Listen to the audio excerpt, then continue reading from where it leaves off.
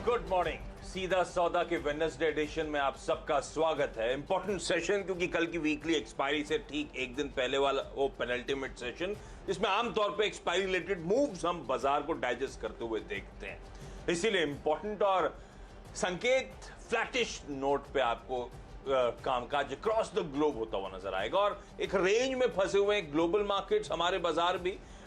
US में भी डाउ अच्छी शुरुआत करने के बाद थोड़ा सा पस्त पड़ गया। हमारे बाजार भी पिछले 2 दिनों से आपने नोटिस करा होगा, एक अच्छी शुरुआत के बाद वो टिक नहीं पा रहे, ऊपरी तरह से थोड़ा सा मुनाफा वसूली का प्रेशर आता हुआ आपको नजर आएगा। और मोटा मोटी इक्विटीज के क्यूज जो हम डाइजेस्ट करके गए थे उसको और डाउ फ्यूचर्स को मिला लें तो एग्जैक्टली वही क्यूज वहीं खड़े हुए आपको यूएस मार्केट के संकेत नजर आएंगे। लेकिन इन सब के बीच में अच्छी बात यह है कि एसजीएक्स निफ्टी कह रहा है कि आज वेडनेसडे के दिन हम एटलीस्ट 1/4 से 1/3% की बढ़त के साथ इस सेशन की शुरुआत करते हुए नजर आएंगे। तो ये तो बेसिकली वो ग्राउंड है, लेकिन जहां मुकाबला होना है उस पिच पे, उस पिच की रीडिंग नीरज जी बताएंगे आपको। नीरज जी क्या हाल है? हाल बढ़िया आशीष जी। और पिच रिपोर्ट जो अपनी डोमेस्टिक मार्केट वाली है वहाँ पे ऊपरी स्तर पे भले ही आपको थोड़ा बहुत दिख रहा हो, लेकिन स्टॉक स्पेसिफिक अप्रोच है। कल मैं देख रहा था करीब 14-15 स्टॉक जो है वो 52 वीक हाइस पे चल रहे हैं। बहुत सारे स्टॉक्स में बहुत हैवी वॉल्यूम के साथ ट्रेड हो रहा है अप साइड में।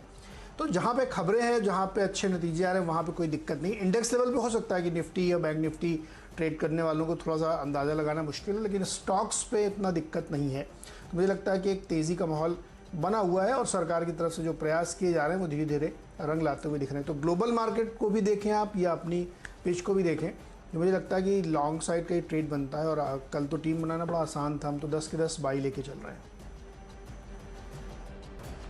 नीरज जी की टीम में बढ़िया तड़का आपको मिलेगा स्टॉक स्पेसिफिक मूव्स का।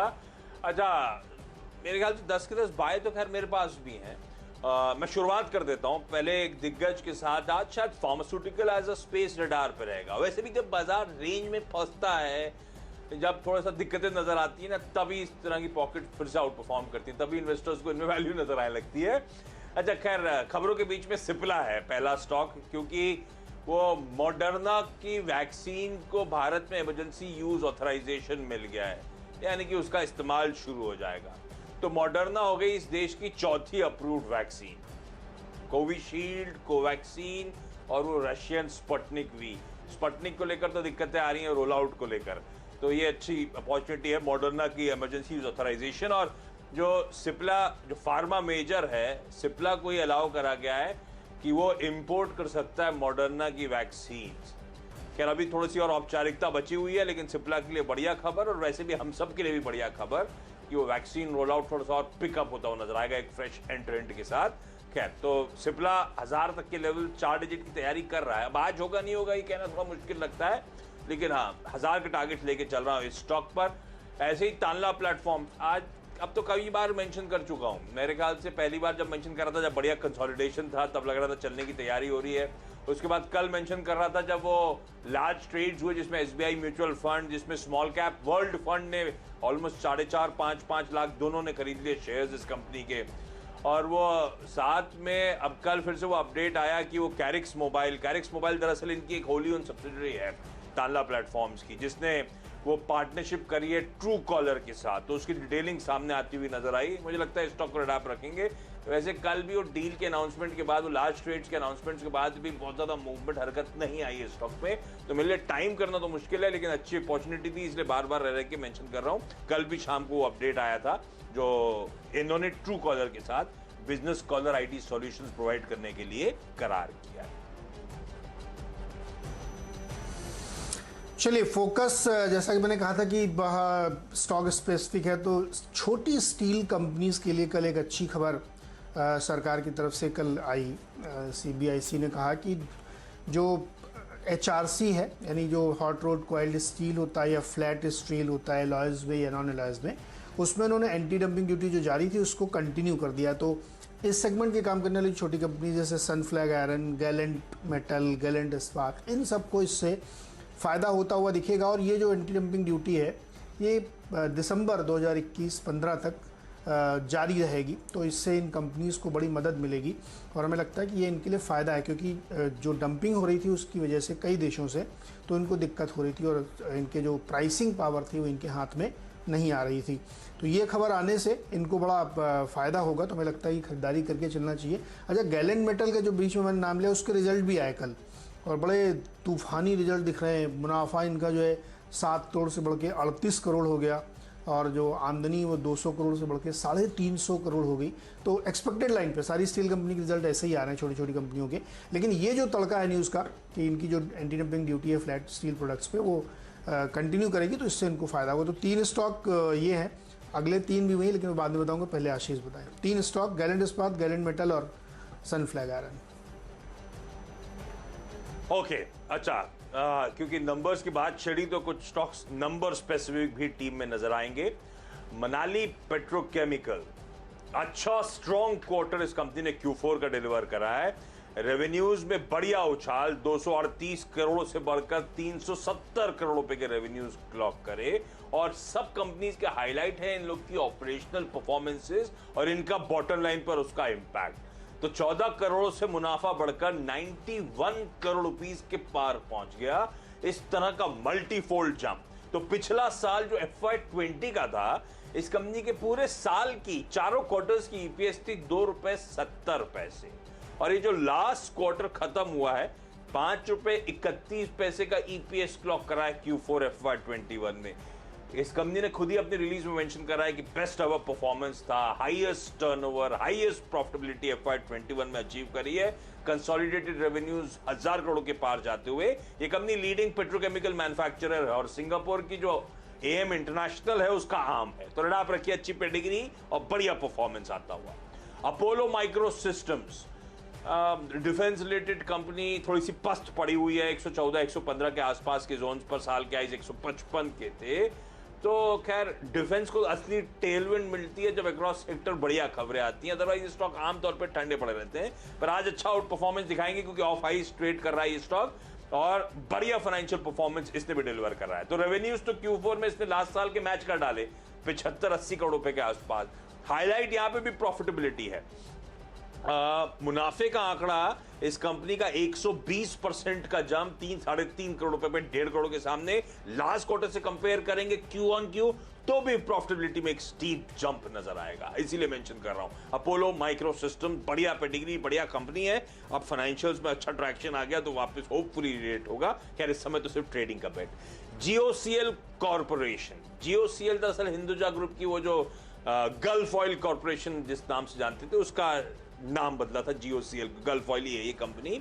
और बढ़िया प्रॉफिटेबिलिटी में जंप यहां पे भी 13 करोड़ का मुनाफा बढ़कर 28 करोड़ रुपए पहुंचता हुआ, डबल से ज्यादा।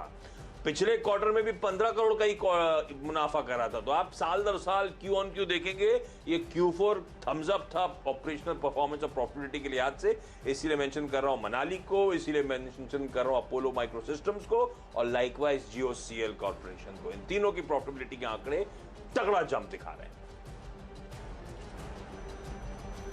चलिए अगले 3 स्टॉक्स भी चूंकि स्टील की हैं तो एक साथ बताता हूँ, उसमें डिपेंडेबल भी शामिल रहेगा।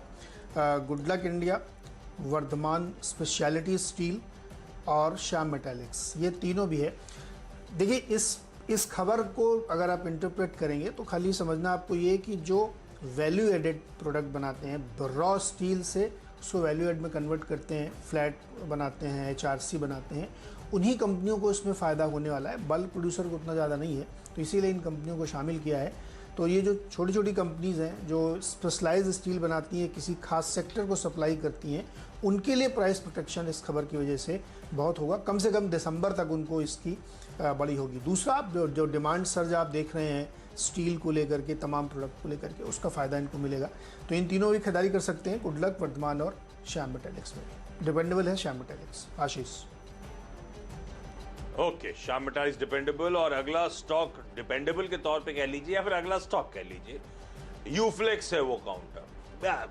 अब इस समय फाइनेंशियल ईयर क्लोज हो रहे हैं, अभी भी रिजल्ट्स आ रहे हैं Q4 के और उन पे लार्जली फोकस कर रहा हूँ। और टेल भी इंडिया इनकी बढ़िया परफॉर्म कर रही है। तो इतने सारे रिजल्ट्स मैंने हाईलाइट कर दिए, कुछ नीरज जी ने भी हाईलाइट कर दिए। ये टेल थी रिजल्ट सीजन की, आमतौर पर टेल वीक होती थी, इस बार टेल भी बढ़िया परफॉर्म कर रही है। यूफ्लेक्स नंबर स्ट्रांग है, Q4 के देख लीजिए, पूरे फाइनेंशियल ईयर FY21 के देख लीजिए। ये company largest multinational flexible packaging company है और एक ग्लोबल प्लेयर है पॉलीमर साइंसेस के लिहाज से। बेस्ट एवर परफॉर्मेंस Q4 में, best ever performance financial year के लिहाज से भी, क्वार्टर और फाइनेंशियल ईयर के लिहाज से भी।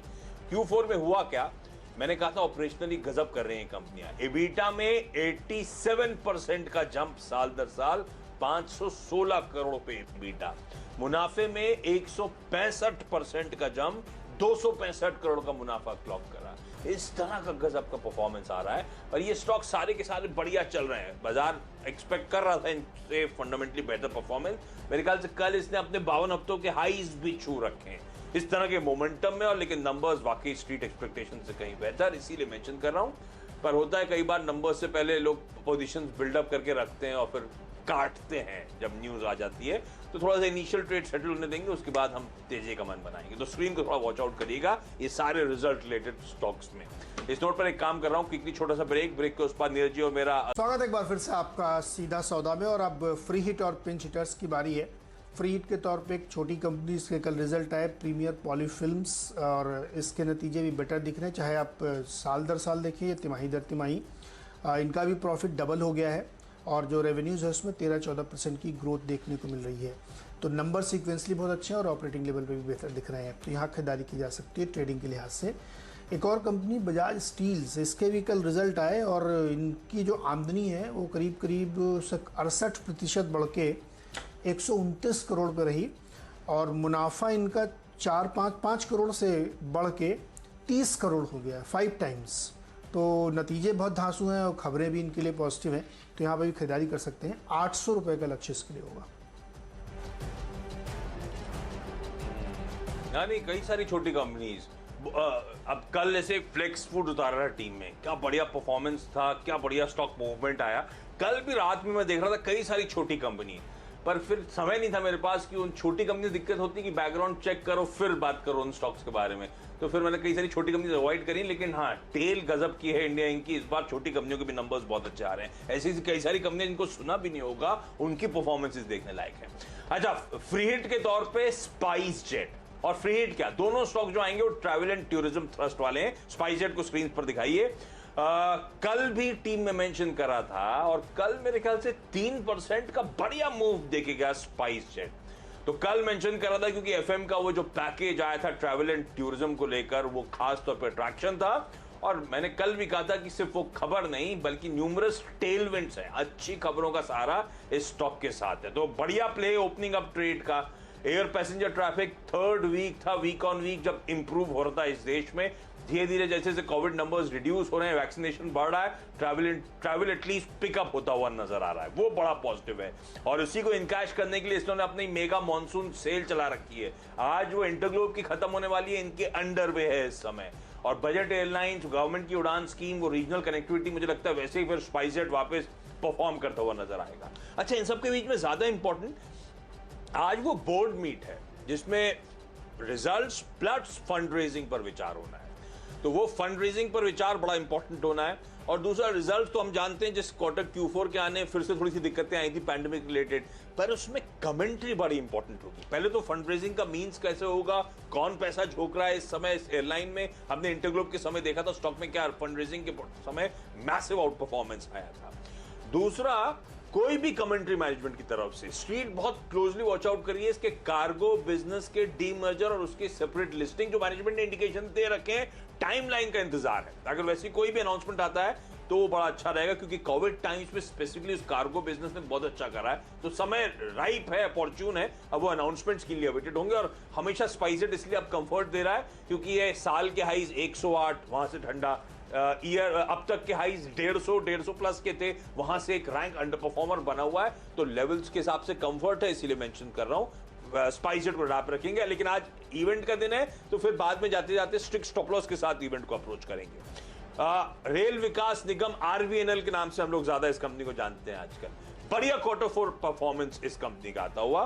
Q4 में रेवेन्यू साल दर साल 32% और Q on Q देख लूं तो 46% का जंप है।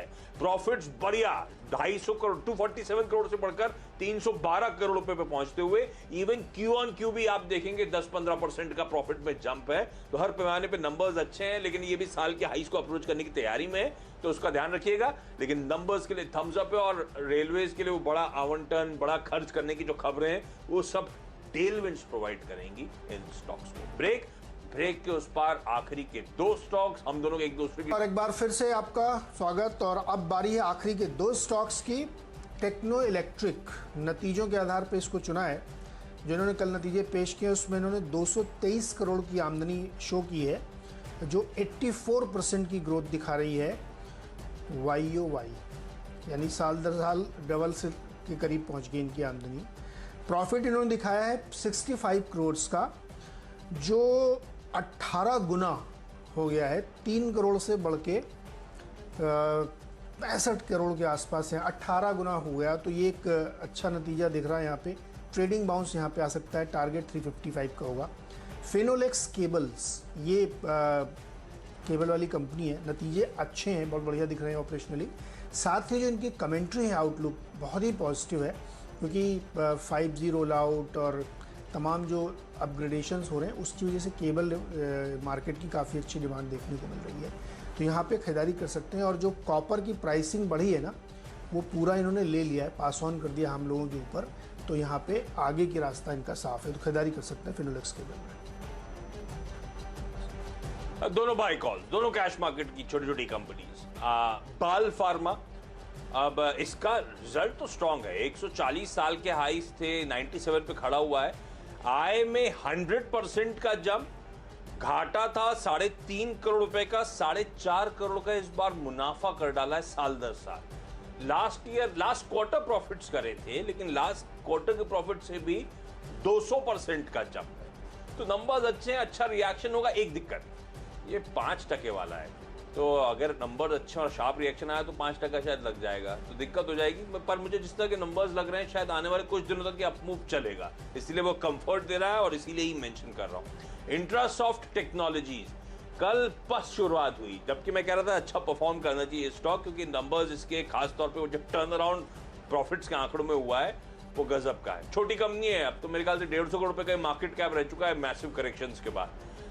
ये कंपनी 123 स्टोर्स ऑपरेट करती है यूएस में, ई कॉमर्स प्लेटफॉर्म जो है यूएस मार्केट्स को सर्व करती है, और हमारे यहाँ 123greetings.com के नाम से जानी जाती है वो वेबसाइट, जो कार्ड्स और गिफ्ट्स वगैरह के लिए। कल बस शुरुआत के बाद इवेंचुअली डेज हाईस पे जाके बंद हुआ, फिर फाइनली इवेंचुअली बाइंग इमर्ज हुई सेशन के क्लोज होते होते। मुझे लगता है स्टॉक को अभी भी रेडार पे रखेंगे, शायद कुछ और फर्दर लेग्स ये स्टॉक डिलीवर करेगा। मेरी 10 की टीम लेकर आइए स्क्रीन पर। नीरज जी, सारे के सारे बाय कॉल्स ही हैं आज फिर से। आशीष जी, देखिए फार्मा हमेशा मुझे पसंद आता है, और लास्ट 1-2-4 महीने में काफ़ी पढ़ाई की। सिप्ला ने जो ये डील की है ना मॉडर्ना के साथ, ये बहुत ही गेम चेंजर होगी इनके लिए। देखिए नो डाउट कि फाइज़र और मॉडर्ना की सबसे ज़्यादा एक्सेप्टेंस है वर्ल्ड वाइड, और इसको अगर भारत में लेके आ रहे, फाइज़र भी इससे आने वाली कुछ ही दिन में आपको खबर सुनने को मिल जाए, डील लगभग डन हो गई है। तो ये गेम चेंजर होगी सिप्ला के लिए। इसके साथ एक और खबर आई है, सिप्ला और डॉक्टर रेड्डी से 3 कंपनीज और हैं जो एक और माइल्ड कोविड की दवा की टेस्टिंग कर रही हैं इंडिया में, और सक्सेसफुली उसको लॉन्च करने की तैयारी है। तो सिप्ला के लिए 2 ट्रेलविंड्स मुझे दिख रहे हैं यहाँ पे, तो खरीदारी कर सकते हैं, और ये कैप्टन चॉइस डेफिनेटली बैठता है। मेरी टीम देख के बताइए क्या पसंद है। अब तो देश दुनिया की सारी वैक्सीन आ रही हैं। सबसे बढ़िया इस समय ऑर्डर में सबसे ऊपर कौन सी है? फाइजर ही है क्या अभी भी? किसमें, एफएकेसी में? अब जैसे लगवानी कौन सी है? मेरा अभी नंबर बचा हुआ है। जो मिल जाए, जो सबसे पहले मिल जाए वो सबसे अच्छी वैक्सीन है। हाँ। बस तो अगले 2 हफ्ते में लगनी है मुझे भी। ठीक है, तो जो मिल जाए वो बढ़िया। अच्छा, आपकी टीम में बहुत सारे इंटरेस्टिंग स्टॉक्स हैं। छोटे स्टॉक्स तो आपने हाईलाइट कर रहे हैं, वो स्टील रिलेटेड स्टोरीज तो वो आउट परफॉर्म करेंगे, लेकिन फिनोलेक्स केबल्स फंडामेंटली सबसे बढ़िया लगती है। क्या परफॉर्मेंस डिलीवर कर रहा है Q4 का। मुझे लगता है ये हल्के हल्के चलने वाला स्टॉक है और वैसे ही चलेगा और अच्छा आउट परफॉर्म करके यहां से भी देगा। चलिए अब 10 की टीम मेरी आप लोगों की क्विकली स्क्रीन पर शुरुआत करी थी फार्मा दिग्गज सिप्ला के साथ। मॉडर्ना चौथी वैक्सीन हो चुकी है इस देश में जिसको अप्रूवल मिल गया है और सिप्ला उसको इंपोर्ट करने का काम करेगी, तो एक सेंटिमेंट पॉजिटिव होता है। सिप्ला की तमाम बाकी के टेलमेंट्स के साथ शायद ये 4 डिजिट पे जाएगा इवेंचुअली। रेडार पे वही टारगेट रखेंगे। तानला प्लेटफॉर्म बहुत सारी खबरों का तड़का और गजब का कंसोलिडेशन थकावट के साथ स्टॉक ट्रेड कर रहा है, तो जिसमें मार्की इन्वेस्टर्स ने परसों चेक इन करा, कल वो अपडेट आ गए ट्रू कॉलर के साथ जो उन्होंने करार करा उसको रिलेटेड बिजनेस कॉलर आईडी के लिए।